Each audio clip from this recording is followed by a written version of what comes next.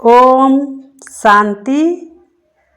बाप जो है जैसा है उसे यथार्थ पहचान कर याद करो।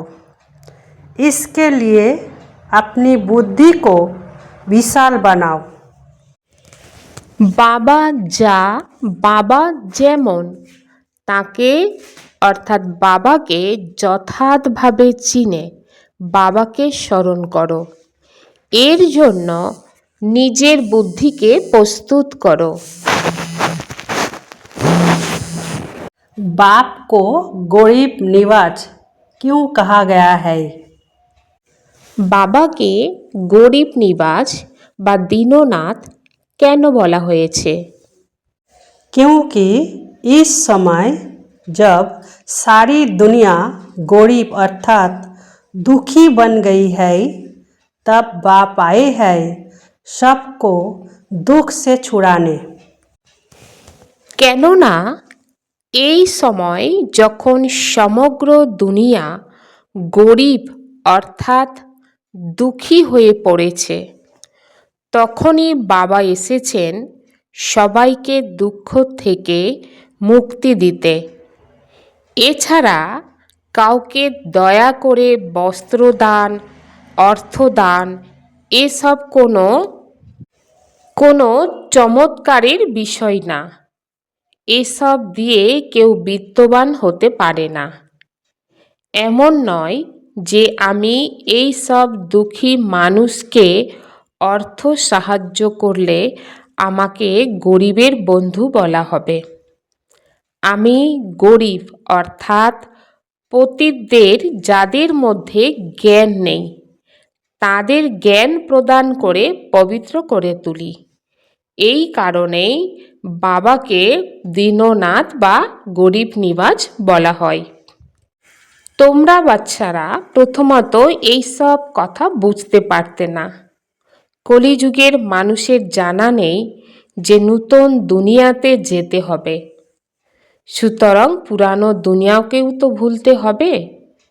যদি এটা বুঝেছে যে পুরানো দুনিয়াকে ছেড়ে যেতে হবে, কিন্তু ওরা এভাবে এখনো দীর্ঘ সময় বাকি আছে, এটা মানবের ভাবনা।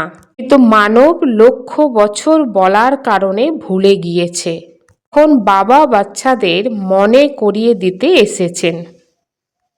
अक्सर बड़े अच्छे हैं, इस पुरानी दुनिया को भुलाना है। आगे ऐसे नहीं समझते थे। कलियुगी मनुष्य को भी समझ में नहीं आता है कि नई दुनिया में जाना होगा तो जरूर पुरानी दुनिया को भूलना होगा। এই পুরানো দুনিয়াকে ভুলতে হবে। ভুলে গেলে কি হবে? আমরা এই শরীর ত্যাগ করে নূতন দুনিয়াতে যাব।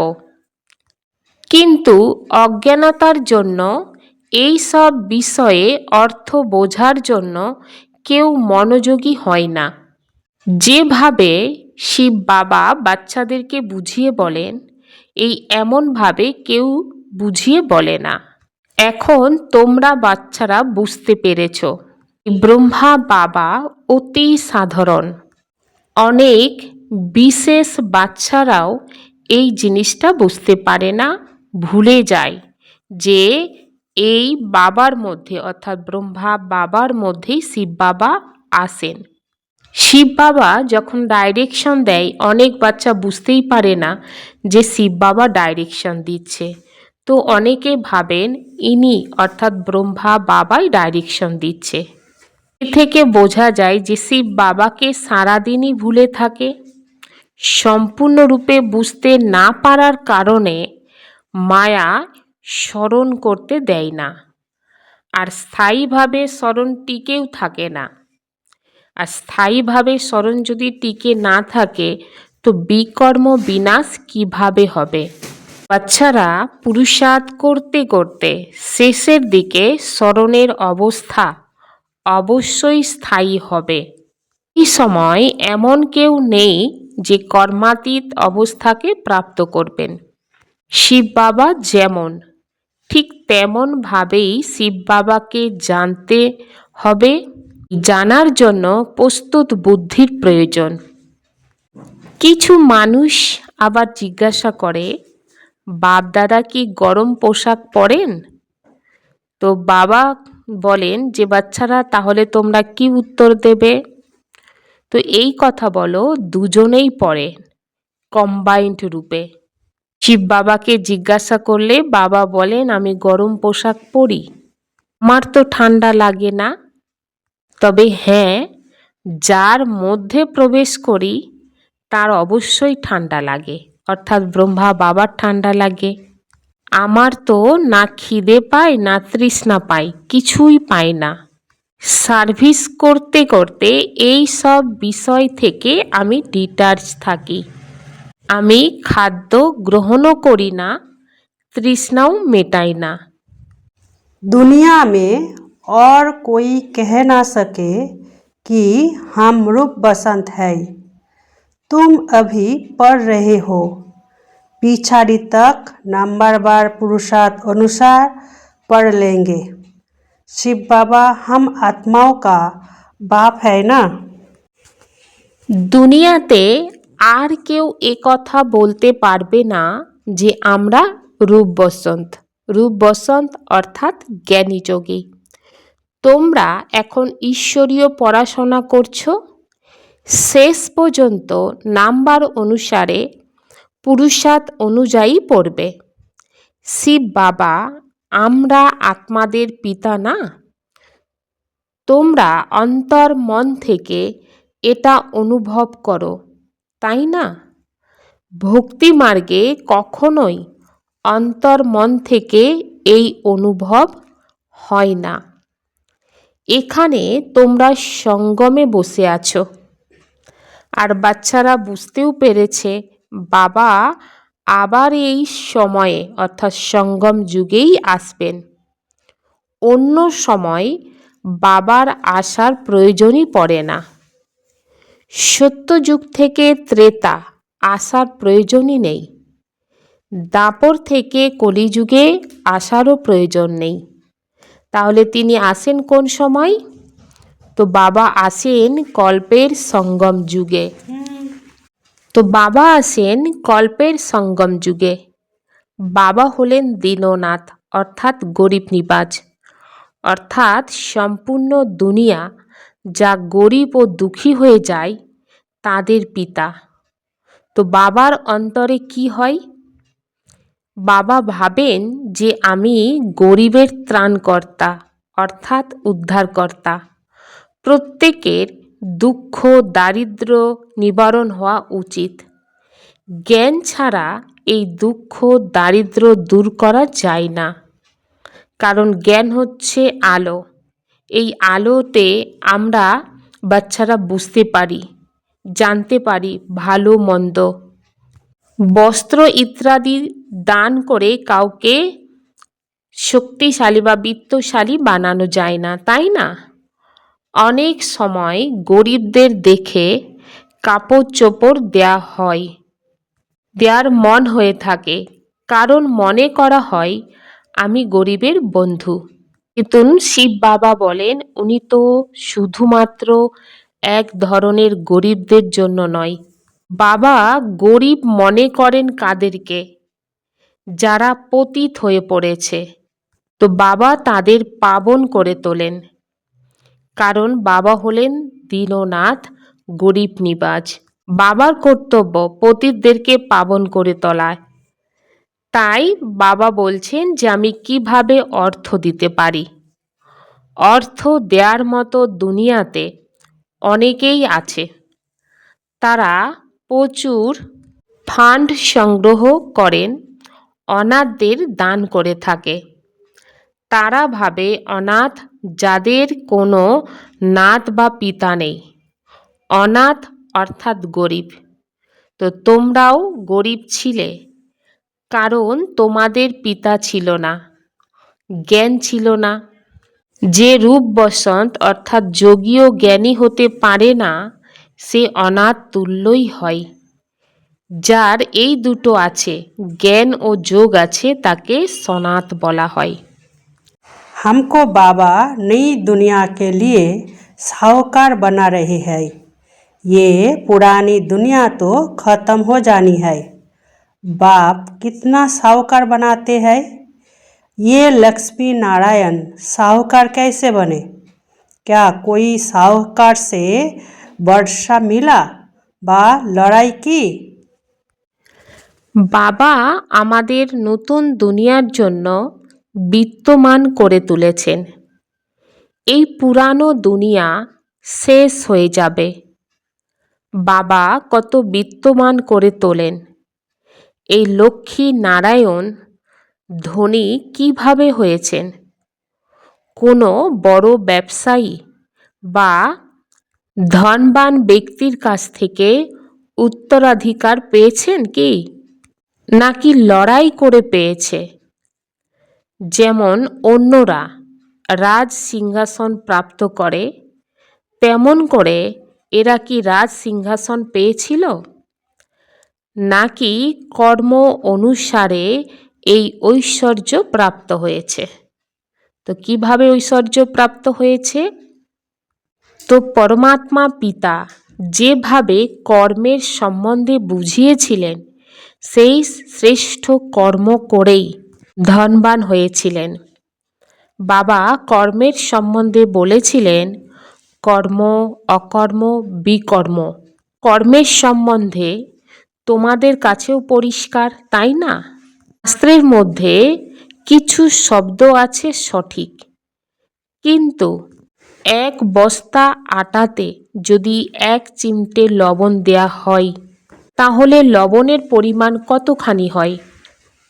তো ঠিক সেই রকম শাস্ত্রের মধ্যে অল্পটুকু আছে যেটার মর্ম আছে। এই বর্তমান দুনিয়াতে যেখানে কোটি কোটি মানুষ, সেখানে সত্যযুগের প্রথমে মাত্র 9 লক্ষ।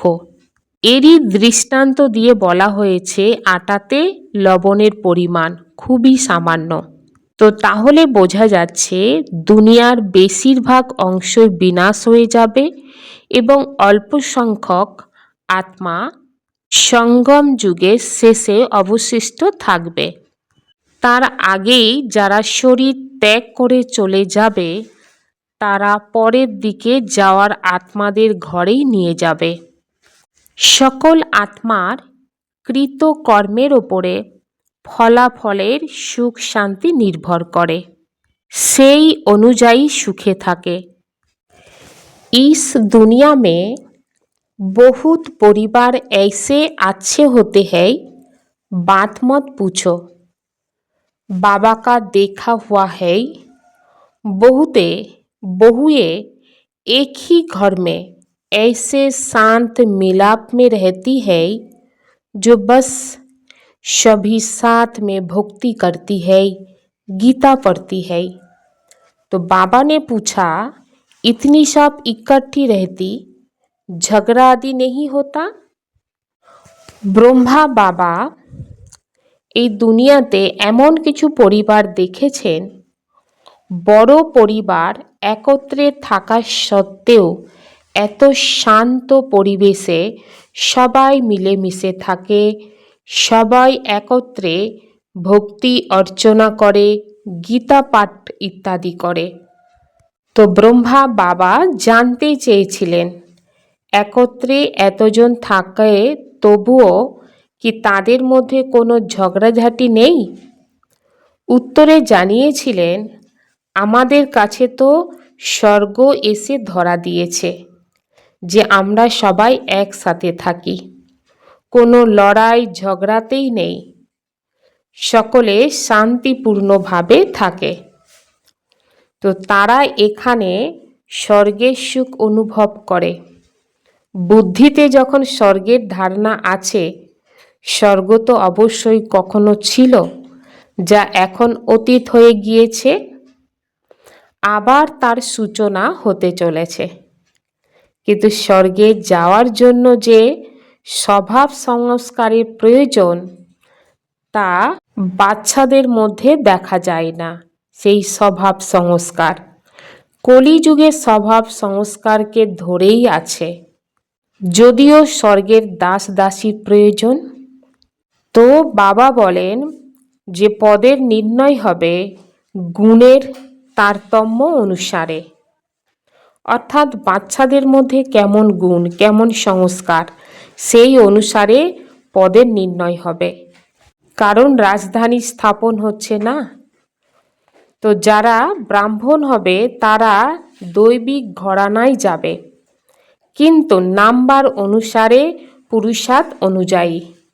যেমন কারোর স্বভাব খুব মিষ্টি হয়, সবার সাথে মিষ্টি ব্যবহার করে, কারোর প্রতি রাগ ভাব থাকে না। ক্রোধই হচ্ছে মূল দুঃখের কারণ। তো বাবা বাচ্চাদেরকে কি বলেন? মনসা বাচা কর্মণা। মনসা অর্থাৎ মনের মধ্যে যেন শুদ্ধ ভাবনা থাকে, বাচা অর্থাৎ বাক্যের মধ্যে যেন পবিত্রতা থাকে, কর্মণা অর্থাৎ কর্মর মধ্যেও যেন পবিত্রতা থাকে। অর্থাৎ এই তিনটে জিনিসের মাধ্যমে কখনো কাউকে দুঃখ দেবে না। যাদের দুঃখ দিয়ে থাকবে তাদের দুঃখী আত্মা বলা হয়। যেমন বলা হয় পাপ আত্মা অথবা পুণ্য আত্মা। তখন কিন্তু শরীরের প্রসঙ্গ আসে না, আত্মার সঙ্গে তুলনা করা হয়। বাস্তবে গুণ বা অবগুণ তো আত্মায় ধারণ করে থাকে না। সেই জন্য সব পাপ আত্মারাও এক রকমের হয় না, আর সব পুণ্য আত্মারাও একরকম হয় না। নাম্বার অনুসারে যেমন পাপ আত্মা হয়, নাম্বার অনুসারেই পুণ্য আত্মা হয়। যেমন কোনো স্টুডেন্ট নিজেরাই অনুমান করতে পারে নিজেদের চরিত্র ও অবস্থা সম্পর্কে, যে আমরা কেমন আচরণ করি।